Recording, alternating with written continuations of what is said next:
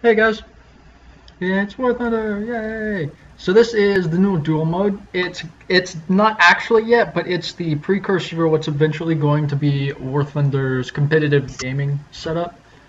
And they're just testing it. They're getting the bugs worked out. This isn't actually for anything, but basically it's any tier 2 aircraft in the game, and you can squad, but I've been not squadding. And this is the first match I ever got. I have a 0 on my team up against a 109 F2, I believe, and another 0.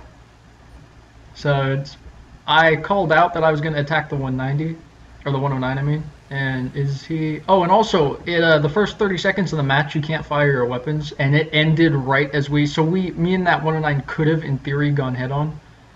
And I'm going to take a shot at the 0 while I can, but I'm going to, for the most part, let my 0 have them and focus on the 109 because I am a direct threat to the 109. The 109 F2 and the Aerocobra actually overall are very similar aircraft. The Aerocobra, I believe, has a slight climb rate advantage and a slight stall speed advantage, giving it slightly better turning characteristics. The 109 has a bit better energy retention, which kind of offsets the Aerocobra's climb speed, but as you can see, despite that hard turn, I'm able to, for the most part, keep up with him. As he tries to take a shot at my 0, I take a shot at his 0, but it didn't work very well, and my 0 is distinctively losing that fight. But I'd still rather kill the 109 first. If I can kill the 109, I can easily kill a 0, especially seeing how much energy that 0's bled trying to fight my 0. So at this point in time, I'm being a bit selfish and thinking, nah, that 0 is not going to be a threat, really. And he could have forced an overshoot there, but I saw the angle he was at, that he was going to... Basically, he was going to end up giving up. And because I still have a decent energy advantage, this is going to let him gain some separation, though, as I take my time to turn around, which is going to let him take another pass at my 0. But my 0 is already losing that fight pretty badly, so not counting on my 0 winning this one. That's okay. As previously stated, he's managed to bleed that 0 of so much energy, it really doesn't matter. And I'm basically just wasting ammo at this point, and we're gonna... no, that didn't work. So, watching the 109, the 109 is going to try and loop on me, but I have a huge amount of speed built up, and while the 109 retains energy better at low speed, the Aerocobra definitely zoom climbs better. Combined with my slight climb rate and maneuverability advantage, allows me to energy fight him reasonably easily. And he's not even close. Still not even close. And as I'm watching, is he going to be able to actually get inside my turn? Nope. And as you can see, there goes the Aerocobra's climb rate relative to the 109's, just walking away. The 0 is about a kilometer below us still. And I keep looking down at him. He's down there somewhere. He tries to prop hang me a few times, but he can't really get in range. So I'm focusing on the 109. Every time the 109 goes down, I do behave better in a dive than he does, but I'll end up bleeding energy, and I don't want to bleed energy relative to 0, so I'm doing reversals instead. Basically, he's fighting my fight, and I'm fighting his fight. Because by me fighting his fight, I'm denying the 0 any real chance. So he could fight me in his advantage, but he kept diving and turning. And every time the 0 prop hangs me, oh, one of these times I'm going to get him. That 0's playing a very dangerous game. And this 109 pilot is competent enough. I mean, he's not horizontal turn fighting or anything. He's doing the proper maneuvers. I am too, though, and in my opinion, I have the advantage in aircraft. It's not major, and the 109 definitely has its advantages. But you see, again, the 0's kind of trying to prop hang me, but has almost no speed. So I'm going to turn my back on the 109. And this isn't too hard of a shot. Blap. 0 down. Alright, so... Now we just need to get the 109. And again, I probably should have attacked the 0 first. If we could have killed the enemy 0, then I could have forced the 109 to turn. I am a slightly faster aircraft. And at this point, I'm flying over towards the cap, thinking if I get close enough to the cap, will it let me cap and force him to come to me? Actually, it doesn't work like that. This is an air cap zone, and he's still in it. He's like right on the outskirts of it, but there's just a decent-sized air cap zone around here. And if the enemy team flies out of it, then you pretty much auto-win. So it pretty much forces everyone to stay in this general area, but he's still well within the general area. So. And this is the part where frustrating things happen. See, he's coming head on. Dodge, head on, not too hard. And in a few seconds is when the server decides that it no longer wants to cooperate, and I get a 20 1000 ping lag spike, and everything just stops. At this point in time, I am now looking straight ahead. I'm looking straight ahead to my right, not pressing any buttons, and this is just my plane doing its own thing. Yeah, I'm literally pressing no buttons right now, just kind of watching my plane fly in circles for absolutely no reason. Again, I'm literally just have the mouse cursor off to the right, just sitting there. I didn't even put my combat flaps down. The server decided it wanted my combat flaps down, so it dropped combat flaps for me. I'm still not pushing buttons. And in a few seconds, it's gonna disconnect, so let's just fast forward to when it disconnects me. And did not fire my weapons either. That was entirely the server. And at this point now I am pushing buttons and literally nothing's happening, and there's the disconnect. So 2 versus 2 duels. They work great until the server decides it doesn't like you. So while we're at it, I'm also going to show you my second ever duel. I've only had 2 at this point, but this one was actually really good. I was very frustrated. But after picking up the pieces to my mouse and putting it all back together, I went and take another go. I'm going to be playing the Aero Cobra almost exclusively in this, just because it's a great all-around plane. It's fast enough, it can keep up with the 190s if they try and do a run and gun. They have a good enough climb rate, they can deny pretty much everything an energy advantage over them and gain the energy advantage over a lot of things like the Spitfires and the Zeros. And it turns well enough that it can directly rival the Ishaks and the 109s. So I have an Ishak on my team, and I believe we're up against a Hellcat and a 190. And I call out the Hellcat simply because I don't know how good this Ishak pilot is, and the Hellcat, in my opinion, is a much more dangerous aircraft to noobs, while the 190 is a much more dangerous aircraft if it's flown by very experienced players. So if the 190 is flown by an experienced enough player, we're going to have hell no matter what. Even if the Hellcat isn't flown by an experienced player, it's such a good plane, it's going to be a threat anyway, and I have the overall advantage over the Hellcat, especially now that he's given me an energy advantage right out the gate. So I am completely confident I can take the Hellcat, and the Hellcat decides he's going to try and follow the Ishak, who is himself following a 190. Usually an Ishak would outturn a Hellcat pretty easily, especially in an energy fight like this, but because he's only following the 190, he's turning as well as a 190, and I take some shots at the 190 just while I have the opportunity. I let the Hellcat get below me, and now I'm thinking Hellcat's going to try and prop hang me, which is fine. I can out-spiral climb him easy enough. Nope, he's going back after the Ishak again. Alright, okay. I can work with this. Tickle, tickle, tickle, tickle, tickle, tickle, tickle, nothing. Alright, cannon. So there's the Hellcat. And that's basically it. The match is basically over. The 190, as I said, 190s, especially the A4, which I believe that is, absolutely lethal aircraft when flown by an experienced pilot, not so much when not. He's basically going to try and fight that Ishak this entire match, and the Ishak, without too much effort, stays on his tail the entire match. So we're going to switch to the Ishak's view. I just fly around. I do some dives at him, but I don't want to get between the Ishak and him. And I just kind of flying along, just flying above him, and just let the Ishak practice his target practice on the Focke-Wulf then. I mean, the Focke-Wulf does have a good roll rate, and this guy is using its roll rate to an extent, but nowhere near enough. I mean, you know, not the hardest. And I think the Ishak already ran himself out of cannon ammo. But, I mean, I have plenty of ammo. All the Ishak has to do is run out of ammo and back off, and I'll swoop in and kill him. But I'm not going to... I consider this to be more or less the Ishak's kill. Just because I already got one, and there's only 2. So, be nice to your teammates in this, is basically what I'm saying. No, that's my lag, by the way. This is recorded from my perspective, even though we're watching them. Okay. I guess we're watching me now. So me, yeah, as I said, just flying around above them. Pretty sure they're like right below me somewhere in there.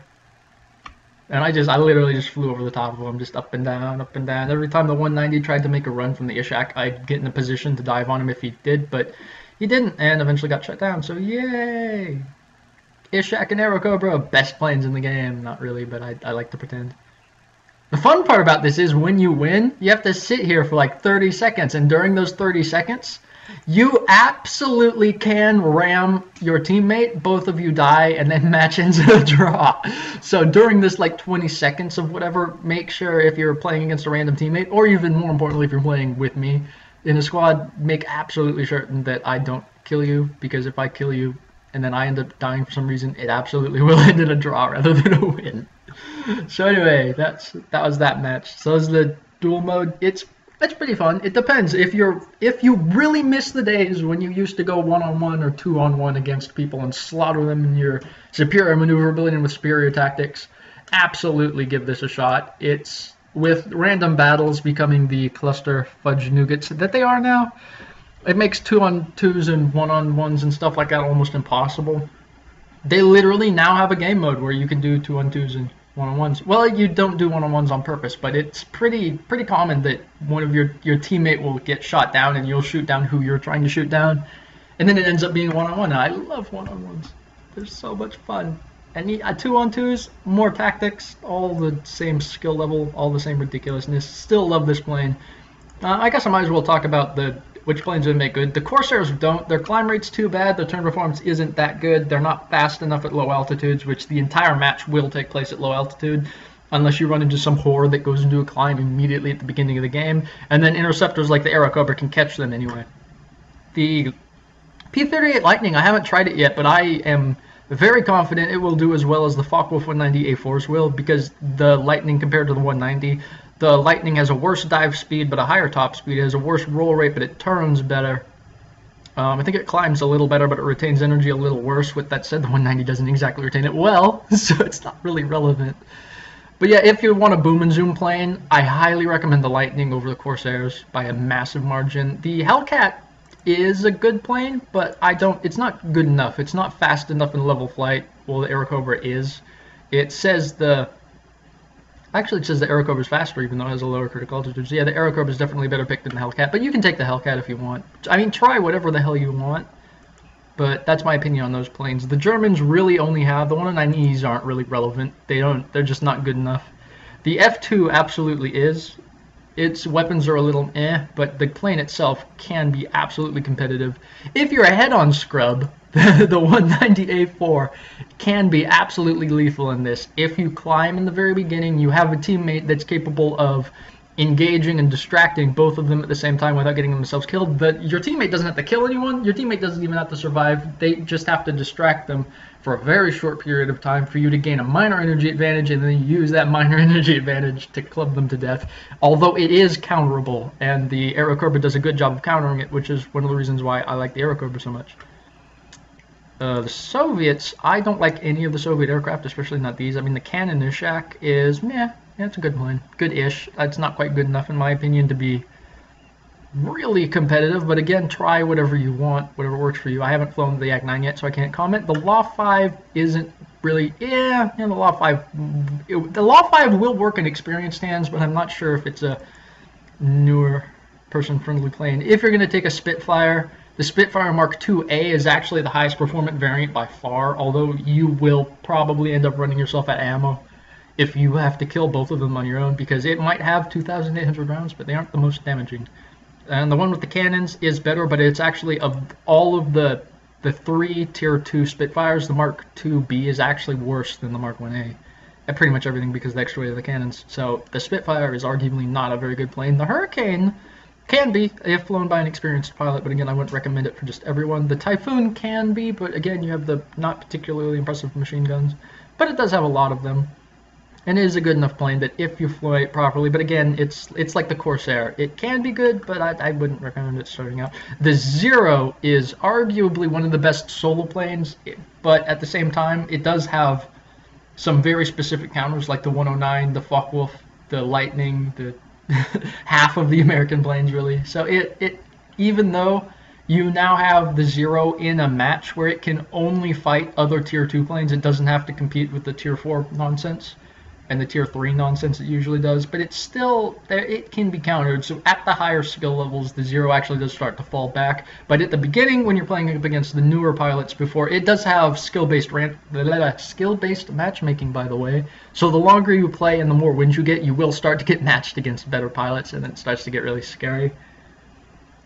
But in the beginning, the Zero arguably is one of the best planes due to its amazing maneuverability and climb rate and energy retention, but as I said, there are some specific counters to it, and you saw how easy I was able to take that Zero.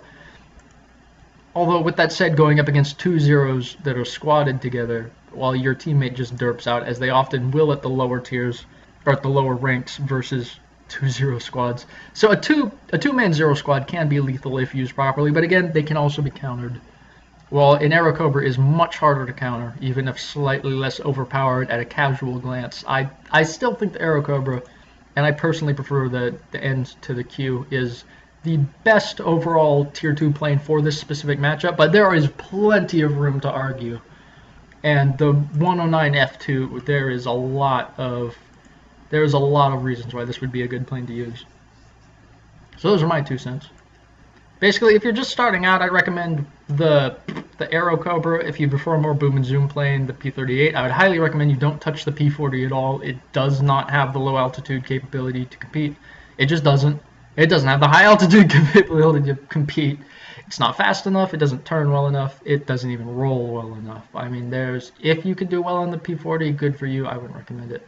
The F4F is basically a zero with worse weapons that's worse in every way, but only a little bit. Yeah, I mean, go for it if you want. But these 2 planes on the Americans are what I would really recommend. Either of these planes, you could also go with the F1 if you really want, but I'd recommend the more ammo, even if it's a worse gun on the F2. I don't know shit about the Russians. Any of the British tier 2 fighters can work, but none of them are really competitive against a lot of the planes. So Britain in general is usable, but not particularly impressive. And any of these planes will actually work. There's no reason to take the N2 over the normal 0. So unless you don't have normal 0, I mean, just don't take this plane. There's no reason to take it. Stock A6M2 performs better than this fully upgraded just because of all that extra weight and drag. And you're going to need the extra speed in this 0 to even have a chance against the faster planes. While this plane, not a lot of ammo, but if you can make it work, it can absolutely curb stomp. And the Kai-61s are really decent planes. So Japan is pretty well set up, even though I still Arrow Cobra. The Arrow Cobra is what I'm going to be using most of the time. That was a lot longer of a ramble than I had intended. So, derp, derp, derp. Yay! 2 versus 2 battles. I love it. You're going to see a lot more 2 versus 2 or 1-on-1 or 2-on-1 action from me. Because I love these kinds of fights in these kinds of planes. It makes me happy. Thud, thud, thud. Bye.